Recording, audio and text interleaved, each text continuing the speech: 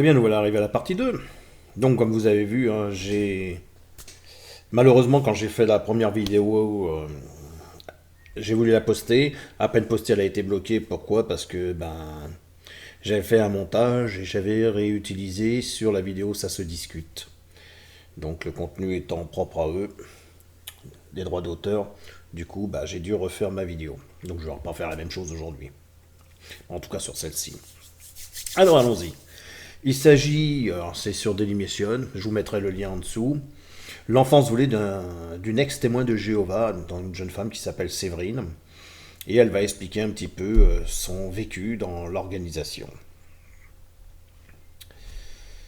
Alors effectivement, moi, je vous parle aujourd'hui de cette émission, mais je vous explique aussi la pensée que j'avais à l'époque. Il faut savoir une chose, c'est que moi, je découvrais l'organisation, j'étais jeune témoin de Jéhovah, je voulais comprendre pourquoi les ex-témoins de Jéhovah étaient haineux contre l'organisation et surtout les témoins de Jéhovah.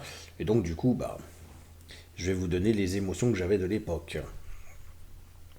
Je me disais d'ailleurs, ils avaient tous des papillons au compteur.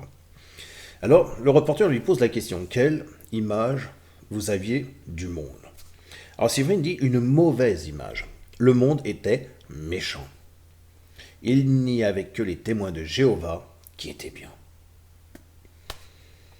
Je l'ai pensé au départ. C'est vrai que quand je suis arrivé dans cette organisation, bien que c'est pas que je considérais qu'ils étaient meilleurs que tout le monde, mais ils avaient une bonne conduite. Et je peux vous dire franchement, pour avoir travaillé au CCR, j'ai eu du bon et du mauvais, hein. Il y a même un personnage que j'en parlerai même pas parce que j'étais fâché contre lui, hein, vu son comportement vis-à-vis de moi. Mais il est vrai que c'est incroyable, vous alliez dans une assemblée haute, moi je laissais mes affaires, on me les volait pas. Il est vrai que les endroits étaient restés propres. En tout cas, ils étaient nettoyés après. Je trouvais ça impeccable. Il dit, le monde tel qu'on l'a enseigné, c'était un monde dépravé. Mais le monde est dépravé.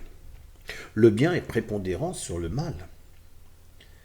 Et la deuxième lettre à Timothée chapitre 3 et le verset 1, sache ceci que dans les derniers jours, on est à chaque fois dans cette boucle des derniers jours, lorsque le monde est dépravé de plus en plus. Qu'est-ce qui me fait dire cela? C'est quand je vois ce que l'on fait à des humains, à des animaux, à la nature, aux vivants.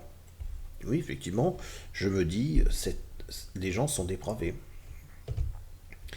Alors elle nous dit, le monde tel qu'on nous l'a enseigné, c'est un monde dépravé. Les jeunes ne pensent qu'à s'amuser. Bah oui, ils vont en boîte, ils s'amusent, ils flirtent, ils couchent, ils fument, ils se droguent, puis tout quoi. Mais pas tous non plus, quelques-uns. Mais 80, allez, 90-92% de ces jeunes, c'est ce qu'ils font, n'est-ce pas? Alors les jeunes pensent qu'à s'amuser, à boire, à fumer. Même elle, quand elle a envie de tirer une taf, elle tire sa taf, hein. Si elle veut prendre son clope, elle tire son clope. Et puis, ils ne font rien d'autre. En fait, c'est des jeunes normaux qui veulent vivre. Mais nous, on n'a pas le droit de vivre quand on est témoin de Jéhovah. Non, mais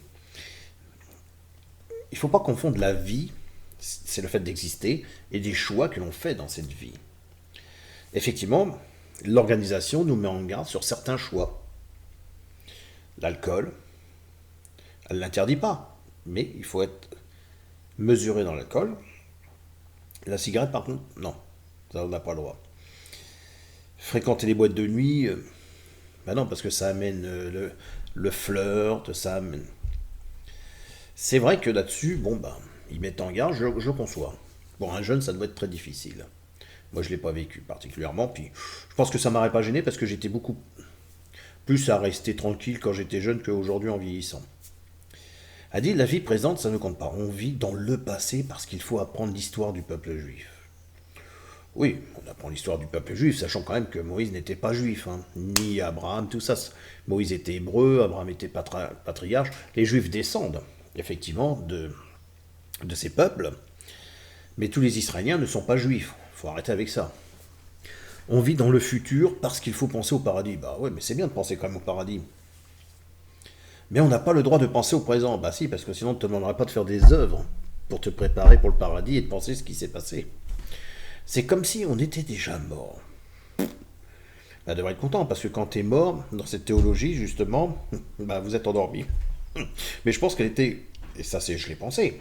Mais si, mais toi, t'es déjà mort. On voit que t'es endormi, t'as fumé. Comme j'ai dit, t'as des papillons compteurs. Mais c'était méchant de ma part, hein, je le reconnais. Le reporter, donc, vous parlez beaucoup de ce qui va arriver. C'est une d'Armageddon. Oui, on parle énormément d'Armageddon. C'est dingue, dans la Bible, il n'y a qu'un passage, Révélation 16-16, qui parle d'Armageddon. Et les témoins de Jéhovah en parlent. C'est une horreur. Oh là là, moi je n'ose même plus en parler tellement que c'est horrible. Horrible. Ce qui est curieux, parce que quand on fait des études sur l'eschatologie, c'est ce qu'on parle de la fin des temps. Hein, avec justement, pour le peuple juif qui attendent le retour du Messia. C'est aussi pour les évangéliques, hein, le retour de Jésus. Il n'y a que les juifs, pardon. Ils attendent le Messie. Pour eux, il n'est pas encore passé. Mais oui, Armageddon, c'est l'arrêt d'un système. Mauvais pour mettre un système qui est meilleur en place.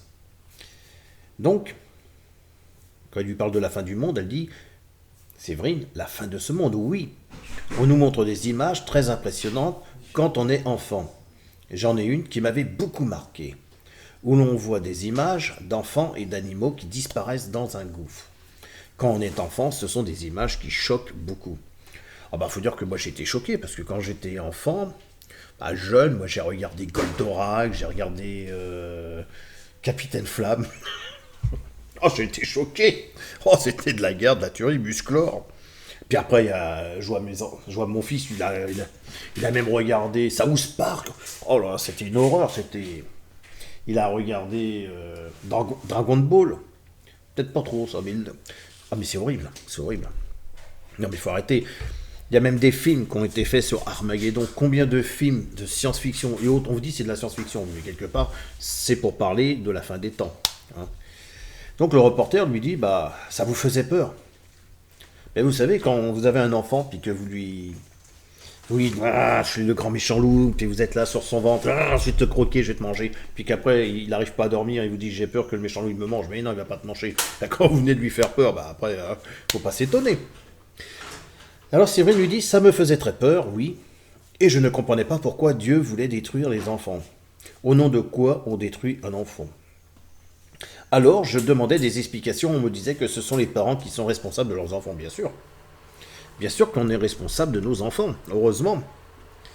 Donc après, ça démontre aussi comment nous, on peut appréhender, se radicaliser et vouloir peut-être mal interpréter les choses et mal les exprimer vis-à-vis d'un enfant. Je sais pas, moi, mon fils, quand je lui parlais d'Armageddon ou des trucs, je lui mettais pas dans la tête cette image tous les jours. Je sais pas, mais bon, après, Séverine, c'est Séverine, hein. Les images montrées par Séverine, ok, donc je vous mettrai le lien, on y découvre un scénario du 11 septembre 2001, où hommes, femmes et enfants sont précipités dans l'abîme pour avoir commis la faute de ne pas se plier aux durs préceptes de Jéhovah. Oh, oh, oh. Ah ouais, non, mais là, c'est du sérieux. Hein. Là, c'est du sérieux. Alors, qu'est-ce que je peux dire là-dessus? Le 11 septembre. Mais le 11 septembre, il y en aura d'autres. Des 2 Timothée chapitre 3, verset 1, sache ceci que dans les derniers temps difficiles, il y en aura d'autres, avec un monde dépravé tel qu'on l'en a.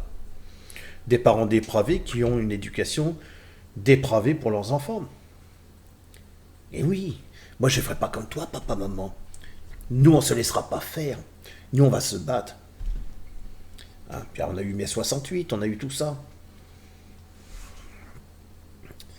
Non. Alors, vous allez me dire, ouais, mais là, Luc, tu défends l'organisation. Bien sûr que je défends l'organisation et je défends les témoins de Jéhovah et je suis fier de défendre ce qui me semble être vrai. Il faut arrêter. Les Walt Disney, les machins. Regardez le nombre de films d'horreur. Je côtoie.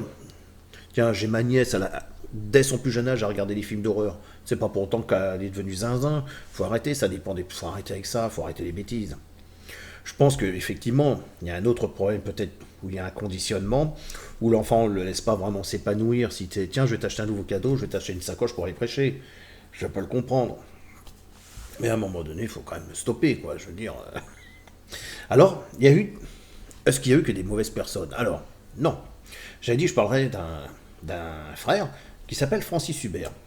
C'est une vidéo que j'ai découverte plus tardivement, hein, et il explique pourquoi j'ai quitté les témoins de Jéhovah après 35 ans.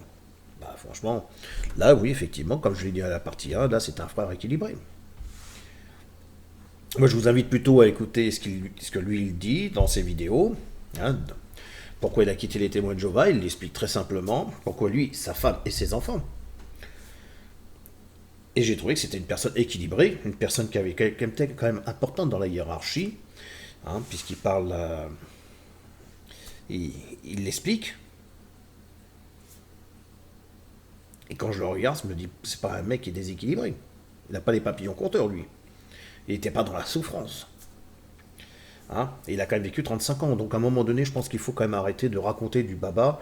Hein, parce que moi, je côtoie des personnes qui sont en dépression. De toute manière, en France, combien de personnes prennent des cachetons aujourd'hui parce qu'ils sont pas bien?